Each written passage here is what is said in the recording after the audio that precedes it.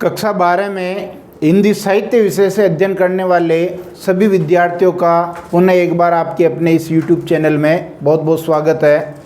प्यारे बच्चों, हिंदी साहित्य के जो पद्य खंड है, काव्य खंड, उसके सभी पाठों का अध्ययन करने के बाद आज हम गद्य खंड को लेकर के आए हैं।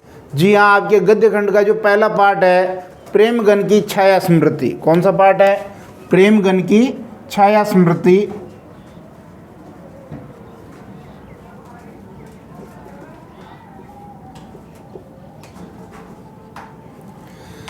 ये गद्य खंड का जो आपका पहला पाठ है आचार्य रामचंद्र शुक्ल का, ये संस्मरणात्मक निबंध है। किसने लिखा था? ये शुक्ल जी ने लिखा था। और ये किस विधा में है? ये संस्मरणात्मक निबंध है।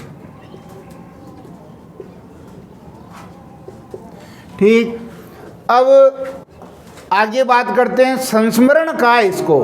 तो जाहिर सी बात है कि इसमें किसी न किसी की याद होगी, और वो याद किसकी है? वो संस्मरण है उपाध्याय बद्री नारायण चौधरी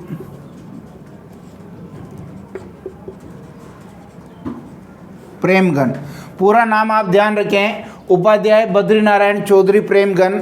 आपको पाठ में कहीं कहीं इनको संबोधित किया गया उपाध्याय नाम से, कहीं कहीं इनको संबोधित किया चौधरी नाम से, और प्रेमगन तो इनका जो उपनाम है ही है।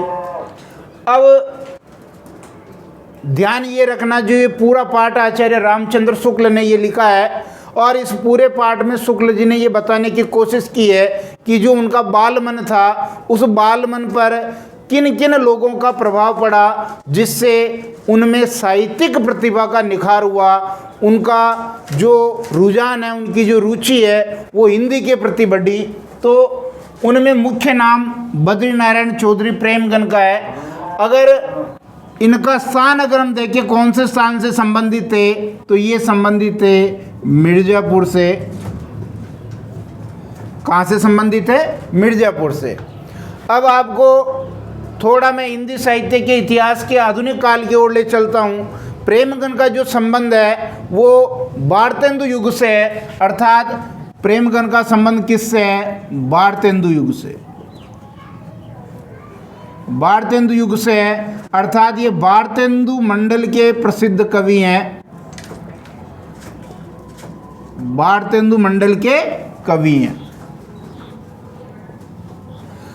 अब यहाँ जब हमने भारतेंदु मंडल की बात की, तो आपके दिमाग में तुरंत प्रश्न उठना चाहिए कि ये भारतेंदु कौन है। तो भारतेंदु का मैं यहाँ पूरा नाम लिख देता हूँ, भारतेंदु हरिश्चंद्र।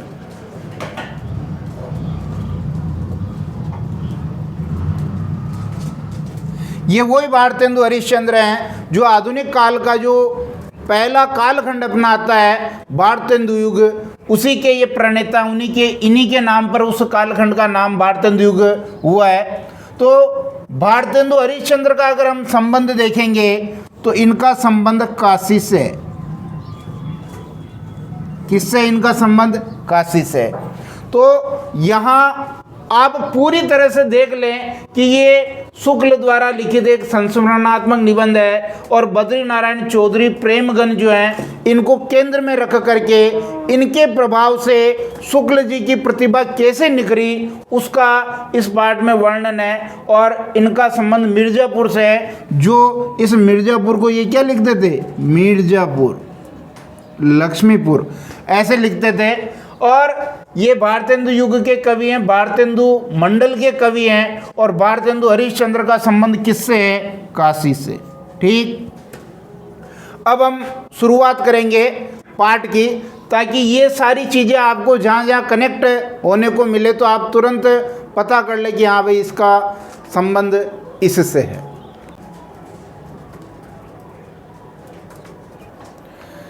इस संस्मरणात्मक निबंध की शुरुआत आचार्य शुक्ल जी ने अपने पिता के उन साहित्यिक बातों को याद करते हुए की है जो इनके पिता थे। उनके पिता की जो नौकरी थी वो देखिए राठ तहसील थी।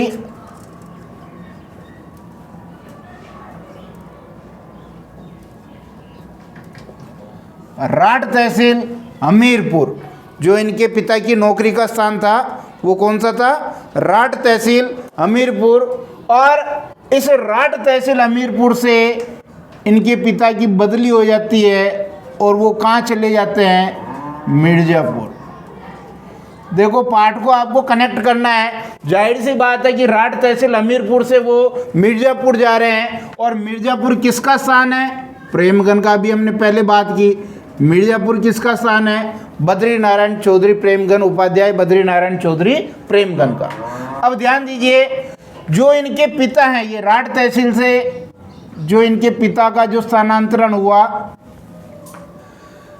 मिर्ज़ापुर हो गया, तो सबसे पहले इनके पिता का प्रभाव भी शुक्ल पर पड़ा। यानी इनके पिता साहित्य में किस प्रकार रुचि लेते थे, तो देखिए सबसे पहले इनके पिता के बारे में देखेंगे। ये फारसी भाषा के ज्ञाता थे, फारसी के ज्ञाता,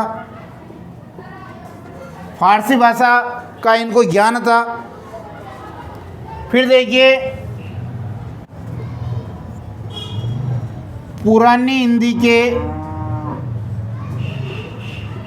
जो आचार्य रामचंद्र शुक्ल के पिता हैं, वो पुरानी हिंदी के बड़े प्रेमी कवि थे।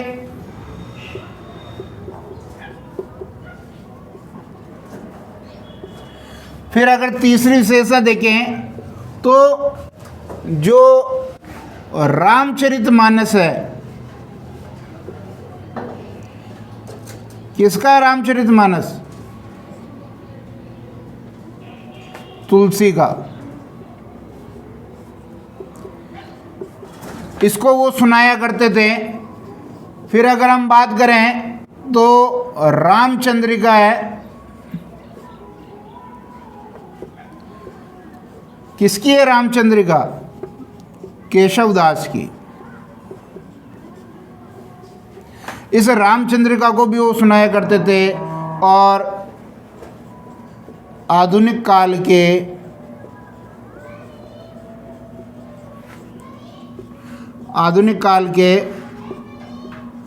भारतेंदु हरिश्चंद्र के नाटक को भी ये पढ़ा करते थे। तो ये तीन ग्रंथों में या ये तीन कवियों से वो ज़्यादा प्रभावित थे। और कभी कभी वो इन हिंदी की बातों को फारसी के साथ रख करके तुकबंदी भी किया करते थे। और जब राठ तहसील से हमीरपुर मिर्ज़ापुर इनके पिता की बदली हुई, तब शुक्ल की जो उम्र थी, शुक्ल की उम्र कितनी? 8 वर्ष थी। शुक्ल जी की उम्र कितनी थी? 8 वर्ष थी। यानी ये 8 वर्ष का बालक जिसका मन साहित्यकार रूप लेता है, यानी साहित्य के क्षेत्र में जो उसमें बदलाव होता है, उसमें प्रेमगन का क्या योगदान है, प्रेमगन की छाया में, प्रेमगन के सानिध्य में वो किस प्रकार पल्लवित पुष्पित उनकी प्रतिभा होती है, उसके बारे में है। तो सबसे पहले हमने जो इस संस्मरण की शुरुआत की वो पिता की इन विशेषताओं से की है कि फारसी के ज्ञाता थे, पुराने हिंदी के बड़े प्रेमी कवि थे, रामचरितमानस पढ़ते थे, रामचंद्रिका पढ़ते थे और भारतेंदु हरिश्चंद्र के नाटक पढ़ते थे। और जो ये प्रेमगन है, अभी हमने बात कर ली कि प्रेमगन कौन से मंडल के कवि थे, तो भारतेंदु मंडल के ये कवि थे। स्क्रीनशॉट ले लें एक। अब देखिए शुक्ल जी के जो पिताजी हैं वो बदली होकर के मिर्ज़ापुर पहुंच चुके हैं। और मिर्ज़ापुर में कौन रहते हैं भाई? मिर्ज़ापुर में हमने अभी बात की, जो मिर्ज़ापुर है, इस मिर्ज़ापुर में रहते हैं आपके प्रेमगन। मिर्ज़ापुर में कौन रहते हैं? बद्री नारायण चौधरी प्रेमगन। तो जाहिर सी बात है शुक्ल जी की उम्र 8 वर्ष है। शुक्ल जी की उम्र कितनी है? 8 वर्ष। और 8 वर्ष का बालक हरिश्चंद्र और जो पुराणों में अपने जो सत्यवादी राजा हरिश्चंद्र हैं और आधुनिक काल के जो कवि हैं भारतेंदु हरिश्चंद्र, इनमें उनकी बाल बुद्धि अंतर नहीं कर पाती थी, क्योंकि दोनों का नाम समान होने से वो ऐसा समझते थे कि दोनों एक हैं, लेकिन दोनों अलग अलग थे। और जैसे ही शुक्ल को, क्योंकि रुचि तो इनकी हिंदी में थी, जैसे ही शुक्ल जी को पता चला कि इस मिर्जापुर में भारतेंदु मंडल के एक प्रसिद्ध कवि प्रेमगन रहते हैं, तो इनके मन में एक लालसा उठी, ललक उठी कि उनको जाकर के देखा जाए। तो ये शुक्ल जी प्रेमगन को देखने के लिए इनके घर की ओर चल पड़े और इनकी जो पहली झांकी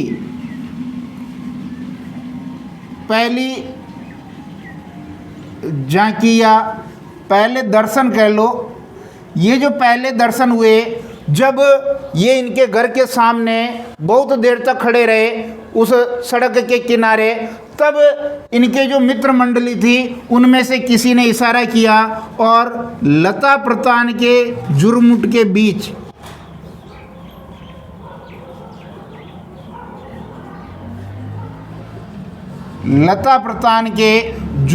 बीच एक आकृति दिखी, और यही आकृति किसकी थी? बद्री नारायण चौधरी प्रेमगन की। समझ में आ रहा? ध्यान दीजिए, जब ये मिर्जापुर चले गए, मिर्जापुर इनको पता चला कि यहाँ भारतेंदु मंडल के प्रसिद्ध कवि रहते हैं उपाध्याय बद्री नारायण चौधरी प्रेमगन, तो इनके मन में उनको देखने की लालसा उठी।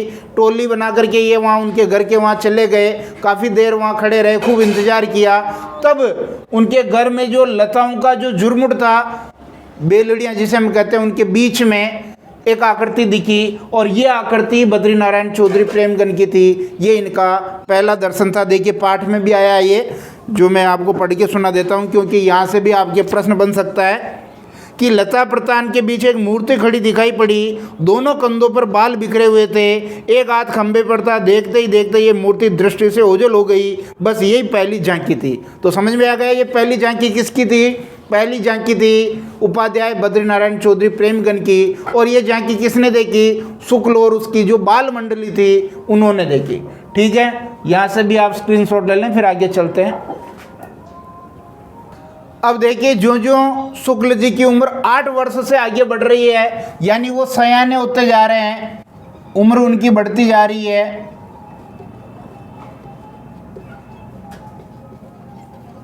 और हिंदी के प्रति उनकी रुचि बढ़ती जा रही है। तो यहाँ ये जब सयाने होते जा रहे हैं तो इन पर 2 बातों का प्रभाव पड़ता है, जो मैं आपको यहाँ बता देता हूँ। एक तो जो पुस्तकें हैं, क्योंकि पुस्तकें पढ़ने में इनकी रुचि है, और भारत जीवन प्रेस की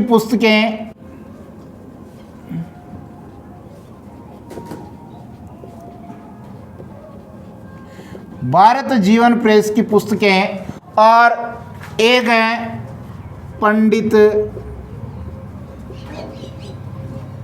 केदारनाथ पाठक। ध्यान दीजिए, इन दोनों का प्रभाव शुक्ल जी पर कैसे पड़ा? तो जो शुक्ल जी थे और उनके पिताजी चूंकि साहित्य में रुचि रखते थे, अभी हमने पहले पढ़ा, तो ये भारत जीवन प्रेस की पुस्तकें मंगवाकर कौन पढ़ते थे? मंगवाकर पढ़ते थे शुक्ल जी के पिताजी। क्योंकि शुक्ल जी के पिताजी को पढ़ने की रुचि थी, इसलिए वो भारत जीवन प्रेस की पुस्तकें मंगा करके पढ़ते थे। और जब पिताजी उन पुस्तकों को पढ़ लेते थे और यहाँ वहाँ रख देते थे, तो शुक्ल जी जो हैं चोरी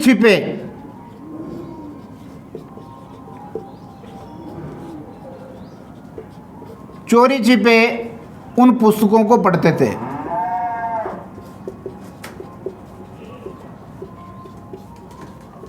जाहिर सी बात है कि जो पुस्तकें उनके घर में आ रही है, पिताजी जब इधर उधर होते तो चोरी छिपे शुक्ल जी इस भारत जीवन प्रेस की पुस्तकों को पढ़ने लगते थे। जब पिता को इस बात की भनक लगी कि शुक्ल जी जो हैं वो उन पुस्तकों को पढ़ रहे हैं तो उनको ये डर बैठ गया कहीं ये अपने मूल जो अध्ययन है उससे भटक नहीं जाए, इन किताबों में ज़्यादा रुचि हो जाएगी तो ये अपने अध्ययन के प्रति लापरवाह हो जाएंगे। इसलिए शुक्ल जी के पिताजी ने उन किताबों को छिपाना शुरू कर दिया। फिर दूसरा प्रभाव देखिए पंडित केदारनाथ पाठक का, इन्होंने एक हिंदी पुस्तकालय खोला था।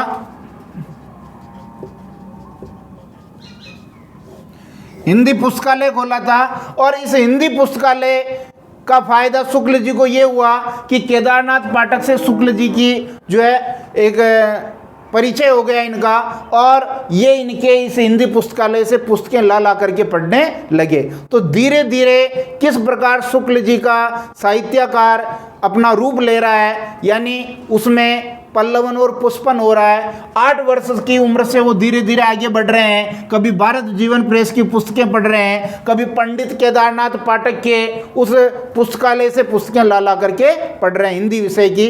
यहाँ से आप स्क्रीनशॉट ले लें, फिर आगे बात करते हैं।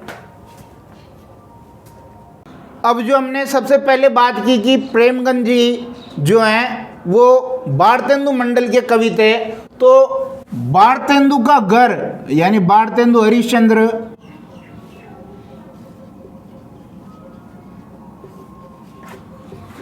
का घर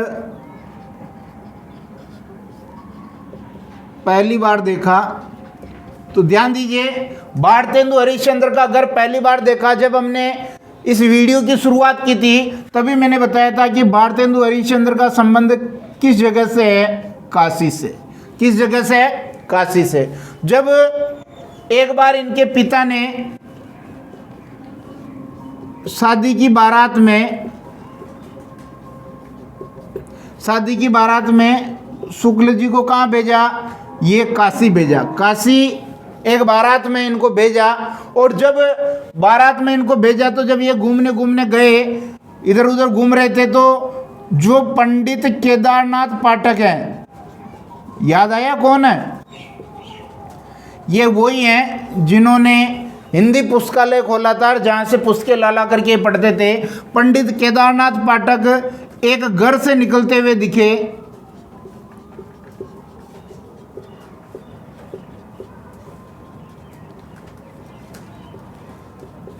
पंडित केदारनाथ पाठक एक घर से निकलते हुए दिखे, और ये जो घर था, ये घर किसका था, ये घर था भारतेंदु हरिश्चंद्र का। ये घर किसका था, भारतेंदु हरिश्चंद्र का।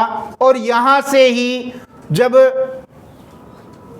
पंडित केदारनाथ पाठक ने देखा कि वास्तव में शुक्ल जी की रुचि बहुत ज़्यादा बढ़ रही है, तब इनके और इनके भारतेंदु हरिश्चंद्र के जो घर के नीचे पंडित केदारनाथ पाठक और शुक्ल जी के बीच अच्छा परिचय हो गया, जो आगे भी रहा। स्क्रीनशॉट ले लें। शुक्ल जी जब 16 वर्ष की उम्र के हो चुके थे, यानी 16 वर्ष की उम्र, तो इनकी जो समवयस्क मित्र मंडली थी, समवयस्क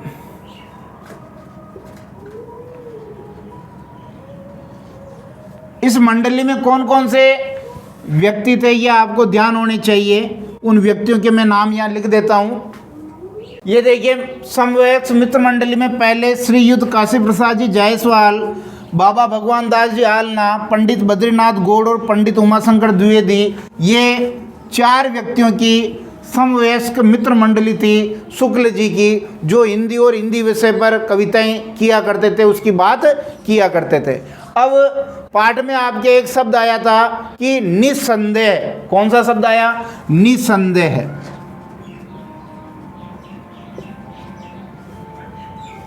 ये जो निसंदेह शब्द आया है, ये निसंदेह शब्द किसके लिए आया है, तो ये निसंदेह शब्द इसी मित्र मंडली के लिए आया है, जो ये मित्र मंडली हिंदी के बारे में यानी शुद्ध हिंदी बोलती थी। तो एक मोहल्ला था जहाँ पर उर्दू भाषा बोलने वाले लोग थे।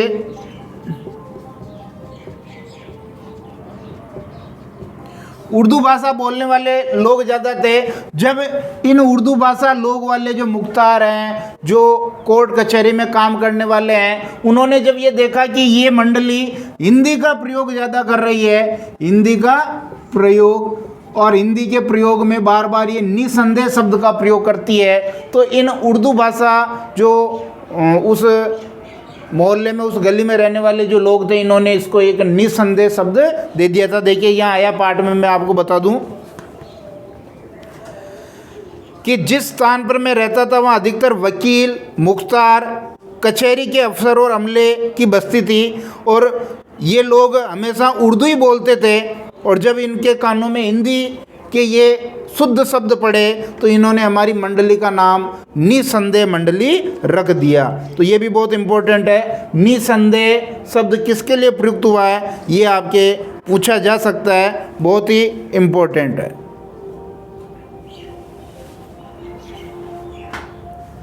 फिर यहीं पर एक घटना और आई, जो मुस्लिम सब जज थे। ये मुस्लिम सब जज जब शुक्ल जी के घर पर आए तो इनके पिता ने मुस्लिम सब जज से कहा था कि ये हिंदी के बड़े प्रेमी हैं, हिंदी के जानकार हैं। तो इन्होंने क्या कहा, इन्होंने कहा कि इनकी सूरत ही ऐसी है, सूरत ही से पता चल रहा है।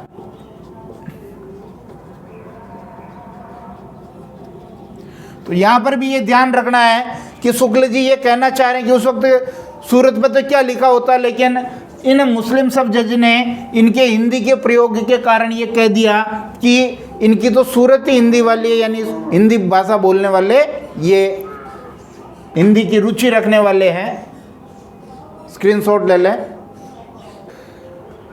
अब देखिए, शुक्ल जी 16 वर्ष से ज़्यादा उम्र की आयु के हो चुके हैं, और अब उनका जो संबंध है, उनका जो परिचय है शुक्ल जी का और प्रेमगन का, अब इनके घर आना जाना उनका लग रहा है, क्योंकि वो प्रारंभिक समय था जब ये उनकी झलक पाने के लिए तरसते थे, लेकिन बाद में धीरे धीरे अब इनकी मित्र मंडली जो है, प्रेमगन या चौधरी साहब कह दो या उपाध्याय कह दो, इनके घर आती जाती रहती थी। तो यहाँ हम प्रेमगन या चौधरी साहब हैं या जो उपाध्याय हैं, इनकी कुछ विशेषताएं हम देखेंगे जो शुक्ल जी इनको कहा करते थे। देखिए ये शब्द आते हैं, बहुत इम्पोर्टेंट है आपकी, और ये है एक तो पुरानी चीज, जो ये शुक्ल और इनकी जो मित्र मंडली थी,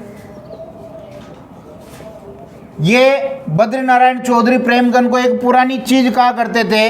फिर देखिए एक शब्द आया इसमें, इनको पुरातत्व की दृष्टि से, पुरातत्व की दृष्टि से प्रेम और कुतूहल का मिश्रण कहते थे, अद्भुत मिश्रण कहते थे इसको। इनकी मित्र मंडली इनको कहती थी। अब प्रेमगन के बारे में भी अपने को कुछ पता होना चाहिए। ये हिंदुस्तानी रईस थे,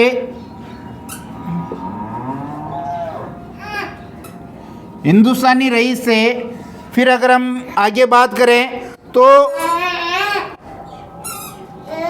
उत्सवों पर इनके नाच रंग होता था, उत्सव पर नाच रंग, कौन कौन से उत्सव पर नाच रंग होता था, एक तो वसंत पंचमी, वसंत पंचमी और होली, इन आदि उत्सवों पर नाच रंग होता था। और एक इनके बोली में वक्रता थी,